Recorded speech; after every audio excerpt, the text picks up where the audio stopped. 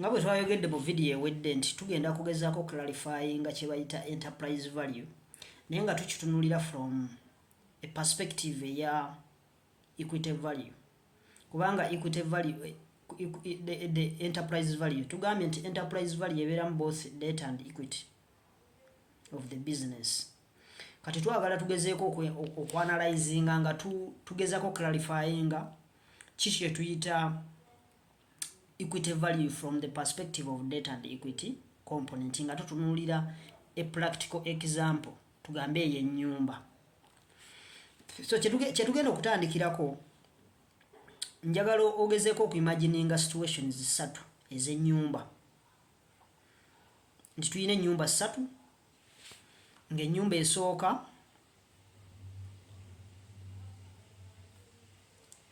esooka value yaayo eri tugeze $5 tugambe the total value of the business of the house eri $500 ze dollars eyina that is the value of all our business ne tugenda kutunulira that 500 ngeri within different segments in terms of debt and equity kyetugenda okugezaako okutunulira nti the total value of our house egenda kubeera $500,000 so kat I want you to imagine a situation into tuyina asset esooka our house total value eri $500,000 naye nga composition eya debt to equity nga ennyumba esooka eri financed by $100,000 let's say equity endala debt eri 400 bozigatta zikuwa the entire value the entire enterprise value of $500,000 naye the composition eya debt in that house eri $400,000 ne tubeerawo ne scenario endala nti we can reverse it ne tugamba ntuyinawo house ngeri financed by $400,000 equity eri ebadde 400 nga ya debt kati eno ya equity naye the debt component in that second house eri only $100,000 so kati kye tugenda okubeera nakyo bwe tutunulira house eyokusatu njaga tugitunulire nga eri financed by equal amounts 50% debt and then 50% equity meaning egenda kubeera because the total value of the asset is $500,000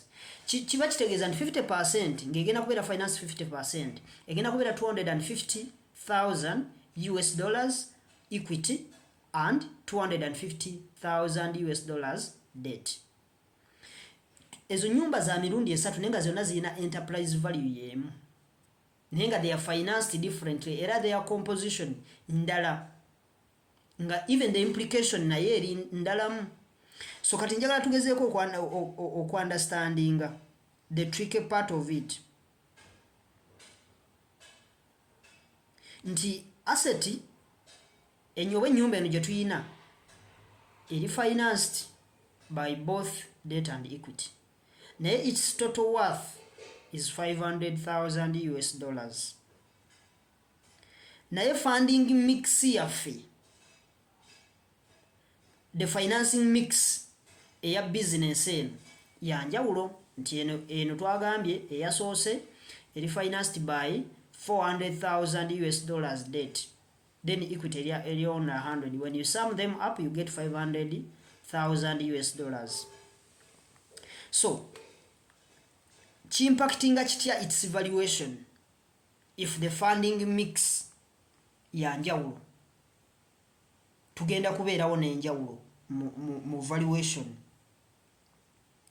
so njagala tutunulire ennyumba eno nga tugeze nti maka gaffe nga tugitaddeko mortgage esooka eriko mortgage ya $400,000 eri eyokubiri eriko on 100 then eyokusatu eriko 250 kati osobola okucomputinga the percentage nti eri ene eyokusatu eri finance 50-50 ene eri 10 kwatu tuteko just $100 nga zeziri mu debt era endala eri mu equity naye nga bwe tufuna the whole value, the entire value of the house etuwa 500.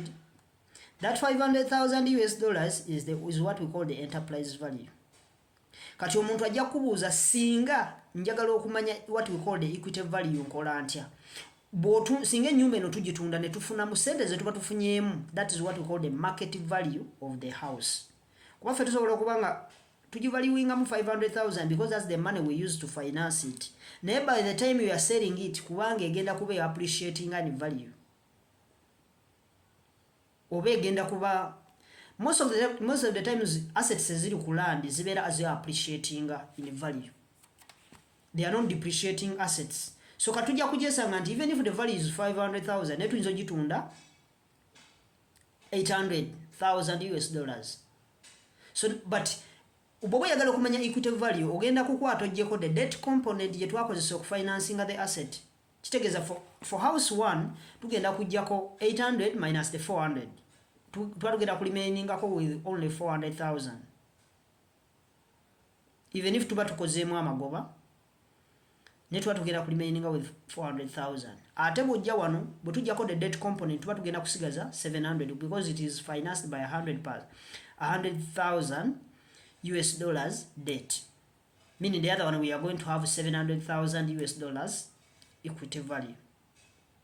Ya 50-50 tuba tugenda kujjako $800,000 tujjako the $250. Tuba tugenda kusigazaawo something like $550,000 nga ziri, that is the value of equity. So kyekyo kati bwe tugezaako okutunuulira equity value nti equity value zo sente ziba zigenda okusigalawo for the equity participants era singa bagamba nti tuzigabane kubanga the asset has been sold zemukwata ne mugabana. Kyova olaba bw'ogezaako okukola kye tuyita income statement. Bw'ogenda mu income statement, the reason lwaki tusooka ne tujjako the debt component is because debt holders bayina priority mu kuclaiminga from the assets of the business.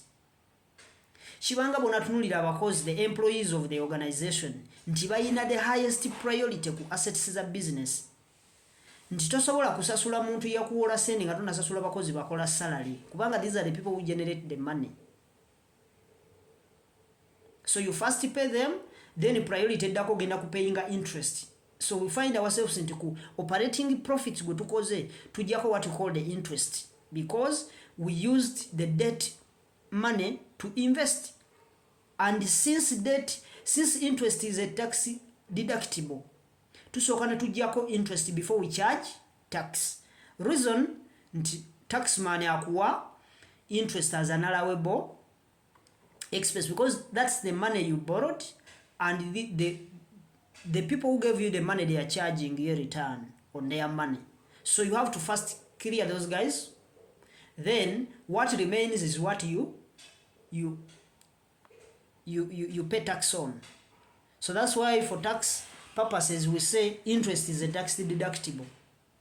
That's why some of the advantages of us using debt in our capital structure as opposed to using equity is that dividend is not a tax allowable deduction. It is even a deduction which is not even allowed as an expense because it happens even after you have done your whole accounting because you paid dividends on the profit you have made.